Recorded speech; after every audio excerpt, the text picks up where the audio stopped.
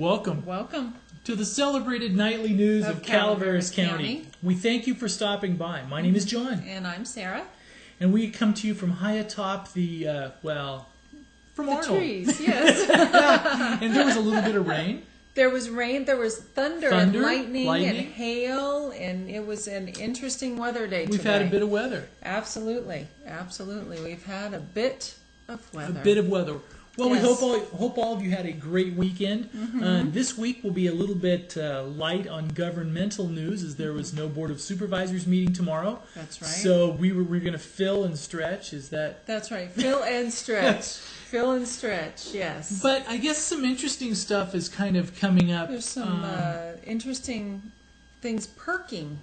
Yes. At the Calaveras County Water District. Yes. Apparently, labor negotiations between SEIU and the board have actually somewhat broken down. So we have to just wait and see what happens in the next week as far as the strike goes. The board has actually called a special meeting on Tuesday morning at 9 o'clock, yes? Oh, we had somebody off camera saying something, so I'm going to log into something here real quick and look, but just keep going on SEIU. Keep on going. But 9 o'clock a.m. in the board chambers, they're going to open the meeting with public comment and then go directly into closed session for labor negotiations. So we'll see what happens at that meeting and whether or not SEIU and the water district can come to some sort of conclusion as to these issues that are on the table, which I believe include sort of medical issues and salaries and that type of thing. So we will have to see. We will have to see. Mm-hmm. All right. Let's see. And if you're watching on cable, it looks like we've just been informed maybe a little bit of trouble with the cable feed. Oh, okay. So we'll go with that, but we got to roll here now, and we'll get that resolved by the 10 o'clock replay. Okay, definitely.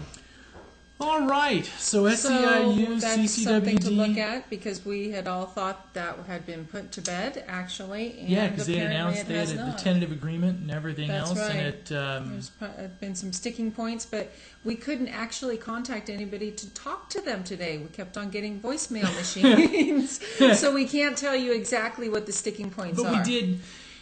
so that we'll see on the special session tomorrow. Yes, yes. So we'll see how that goes. And we'll go from there. And actually, there were a couple little accidents, weren't there, last weekend?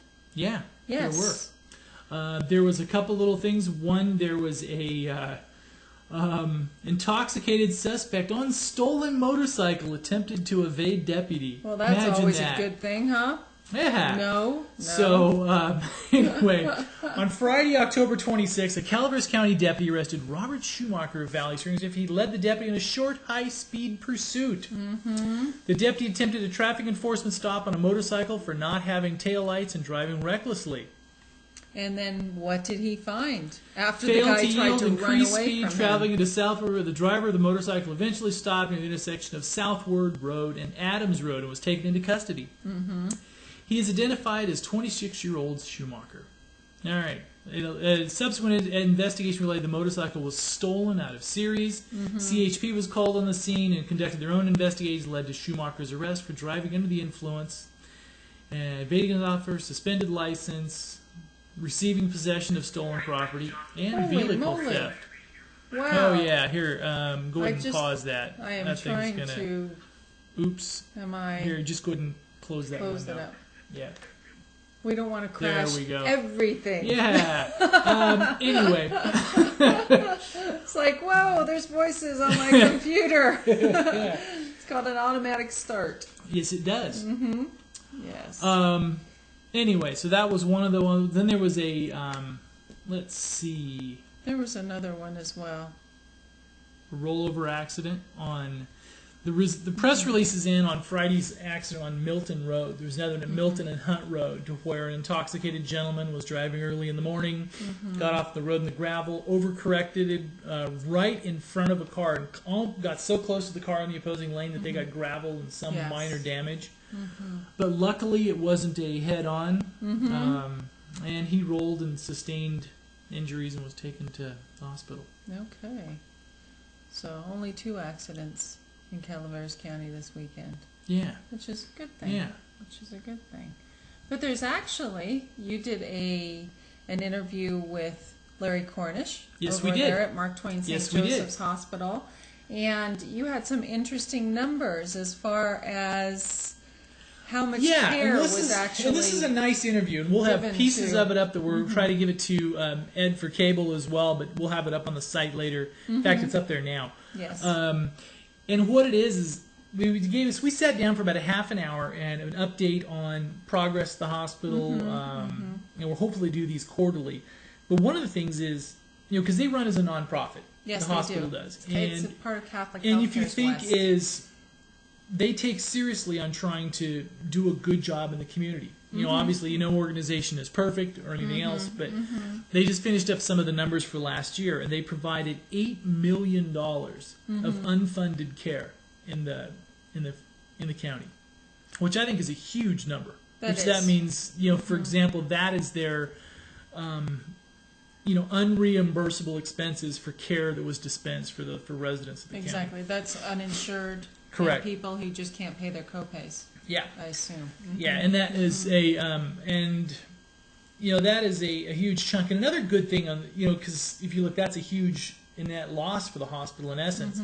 But then a couple of things operationally that they're making some really nice progress on a year-to-year basis.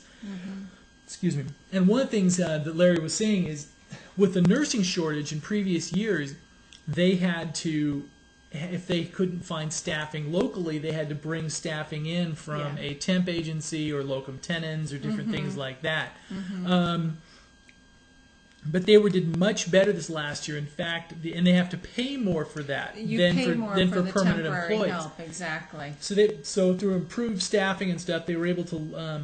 The spread was almost $1 million between what they paid last year for those services. So they was able to and this bring those year. down, narrow the gap, and so I think it was a very a good thing. Well, there's still a statewide nursing shortage. Correct. So, but even in spite of that, they did better job recruiting.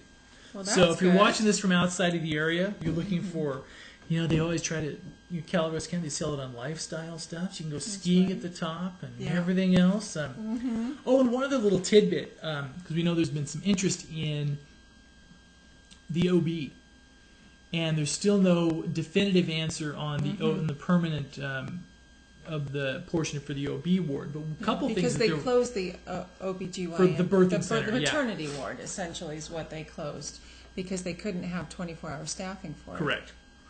And there's a lot of factors. One of them is, is birth rates. Because some of the local schools, enrollment rates are going down. Population of the county is growing, but it is an older. It's basically you're seeing somewhat of a demographic shift as well. The schools are having a hard time because their populations are going down. But a couple of things that we thought were interesting a little bit is that they've also just about ready to ink with a nice OBGYN group. So what they're going to do is have more of a care center in one of the new buildings that's being built right adjacent to the hospital. So the OB care will be significantly improved because they're going to have a center there that they basically everything but the delivery. So it will make it to where, yes, let's say you had to go out of the county for the delivery, but for that 2-day period, everything else can be handled in county, which I think is a good thing. Good. So there are still OBGYNs practicing here. Correct. They just are unable to deliver at the hospital because of that. Unless it's an emergency. Exactly. It's like, oops, we gotta go now. Exactly. Can't get to Amador, Sonora, or San Joaquin. So if you really want to have birth in the county, just delay. I wouldn't recommend that. That's a typical man thing to say. Just delay. Yeah, yes. So if you wait till you're dilated at least 10 centimeters or something, and then you don't want to do that. No. No. Okay. All right. And this is from a man who's had 2 children. Not personally. Yeah, your wife has had 2 children, and he still says delay. Just kidding. We're not even going there. So anyway, on to COG. Yes. There's a vacancy for the member at There large you go, position Sarah. at COG. Why don't you join that, John?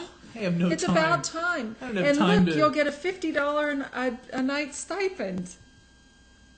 The other good thing, though, is if somebody's looking to get involved in This is county politics, a it's great a very... venue. Because they have some really... it may not be always the most visible board to be on, but they have some... but it's very there's active. there's some biz there. There is.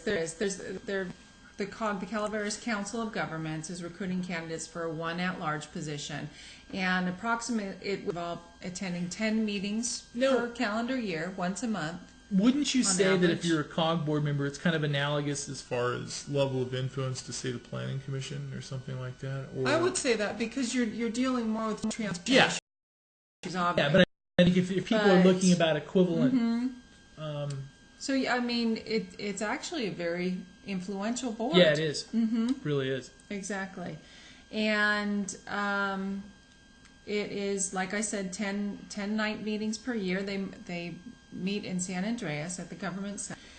And you basically work on transportation issues, prioritizing them, reviewing transportation plans, and looking at the transportation structures in the county. Yeah. And oversee different projects on that board. So it would be an interesting board to sit on. So if you're actually interested, you can get information on the web at calacog.org, or you can call their office 754-2094. Or they said just drop into Just the stop office. by the office. And that's at 692 Marshall Street in San Andreas, right across from the hospital. Right across from the hospital, and you'll see their little Calaveras County Council of Governments. That's right, and applications must be received by November 26th. So you have a little bit of time. Now, this is going to be a little go off on a tangent. Now, when I first came to the county, you think Calaveras County Council of Governments. What is this? You know, it has that name. Yeah. Did you ever read The Fountainhead by Ayn Rand? No. No. You didn't? Oh, okay, all right. Well, anyway, if somebody has, there's all these little governmental agencies that, yeah, okay, all right. We'll just move right along from that. Well, what were you going to say about that? No, but there was all there was all of these. And if you remember when the Fountainhead was written, there was still a lot of the communism and the that type of thing going on. So a lot of the book was written on, there was the self-reliant crowd, and then there was the other crowd that was, all these little committees and factions and bureaucracy that just were sapping the self-reliance out of the upstanding citizens. But that's not what COG does. No, it's not. It's actually because you have members at large. You have representatives. Get a nasty email from Tim McSally. Yeah, exactly. You have representatives from the county and also from Angels Camp. Right. And it actually has become a full-fledged entity. And it's basically a container for a funding mechanism in a lot of ways. Because in a lot of ways you have to have a transportation agency like that for things, for example, the big Caltrans funding and everything else. So it's one of these things that you find out if you start following county government, that these little entities and things spring up for fiscal reasons. You have to have containers to do this, or for example, like at last week's CCWD meeting, even the Logging Museum in Arnold had to have a certain leasing extension for their funding. So you figure out all these little factions. On the surface, man, 50-year lease, isn't that long enough? But yeah. And that's what happens actually. So yeah. Anyway. So if you want to go see the CCWD meeting tomorrow, and if it was my guess, I would bet at public comment there would be some purple shirts out there. You think? I would assume so. Purple shirts will be out in force. But I've never ever seen them meet on a Tuesday. Probably they figured. Usually it's a Wednesday. They figured supervisors were down, so. That's right. Now, also a little bit of a lighthearted news. This is something that's going on through the end of November, I guess November 30th, at the Harbinger Gallery in Cedar Center in Arnold. Yes. Now, if you've ever been into Firewood in downtown Murphy's. And you see some of the paintings on the walls. I believe those were Nanette's as well. Yeah. And she is a meet, and we went last week to a Meet the Artist reception for Nanette Class as a Harbinger Gallery in Arnold. The exhibit entitled Intuitive will be on display through November 30th. And Nanette was born and raised in Los Angeles, studied at the Art Center College of Design in Pasadena, where she earned a BFA with honors. She also studied with many renowned artists, including Millard Sheets, Pat Nagel, Corinne Hartley, Dan McCow, and most recently Holly Roberts. So there's some very interesting, very striking and distinct artwork. So it's This is a departure for her as well. from the typical stuff that she's done. Yes, because apparently, I'm not going to speak in artistese, but apparently she's moving her focus in her art from an exterior-based painting style to an interior emotional flow. Got it.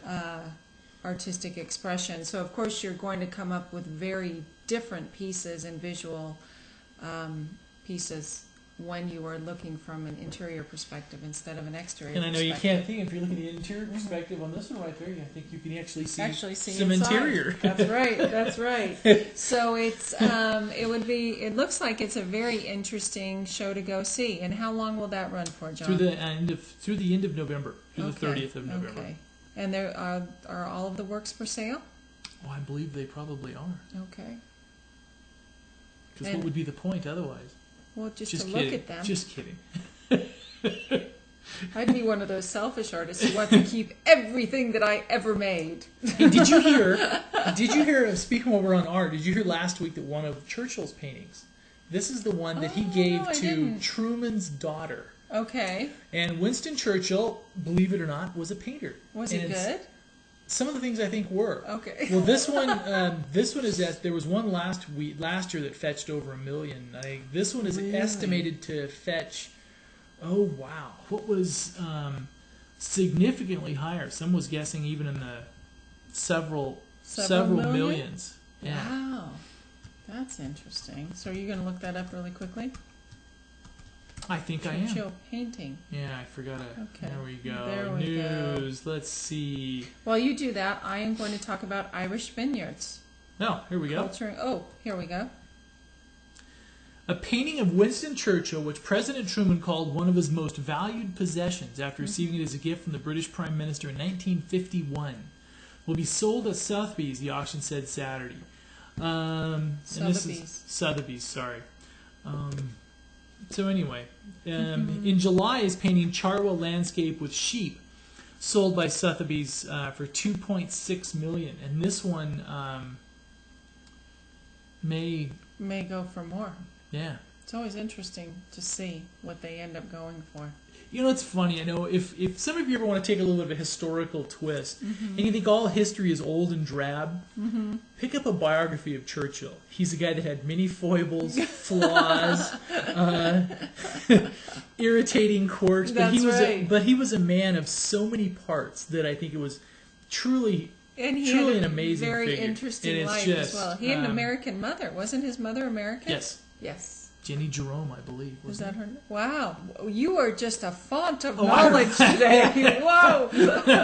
But I think you know Churchill's mother's name. No, but I think it's a fascinating thing that because if you look, we've said this before, I think, if through the sheer will of one man, that's true. The world was a different place. And I think, we would be living in an entirely different world. The maps of the countries that we currently have would be entirely different. Absolutely. Without Churchill. I mean, not even.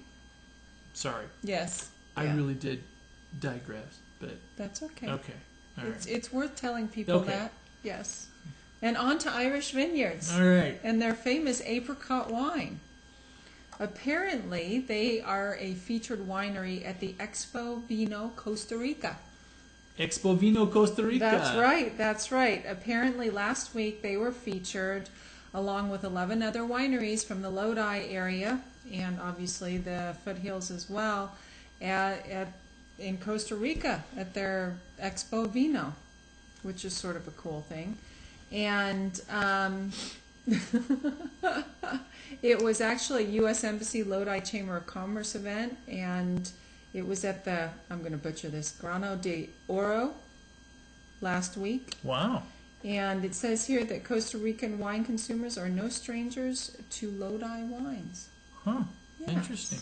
And apparently they featured the Irish Vineyards apricot wine, and what else did, and also their Malvasia Bianco and their Blarney red and white blends. But the apricot wine, I've heard of before. Have you ever tried that? No. I have never tried it either, but apparently it's worth a taste. Very good. Absolutely. So that's kind of cool. And Calaveras County Wines down in Costa Rica.